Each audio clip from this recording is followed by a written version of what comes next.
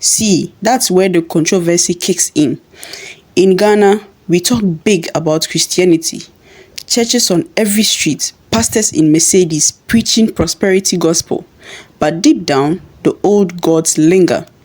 Juju, Obia, whatever you call it, it's real. Or at least it feels real when shit hits the fan. Uncle Kofi decided we needed a fetish priest.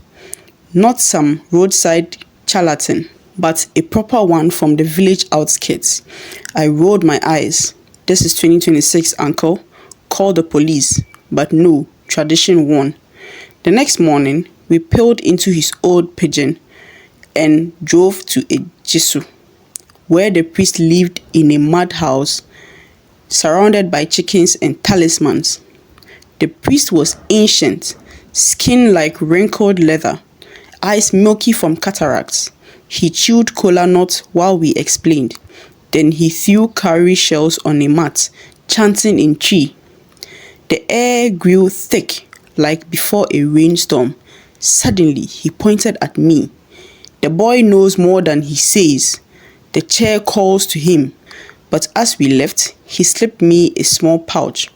Wear this amulet. The curse is awakening. I pocketed it to humor him. But that night, back in the compound, the dreams started.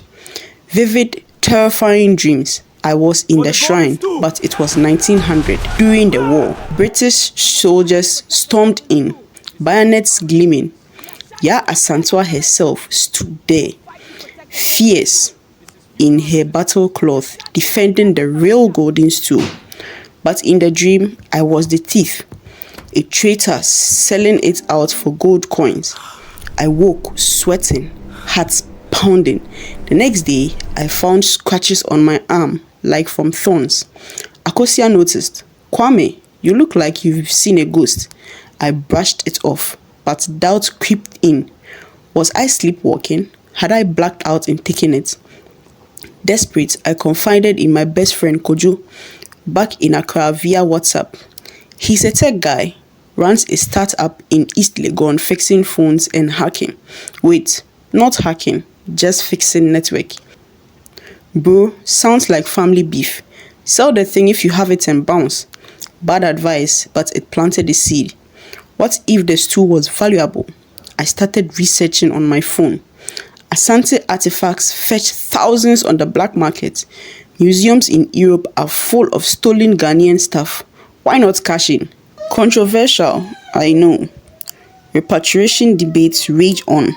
Colonialism screwed us, so yes, screw them right back.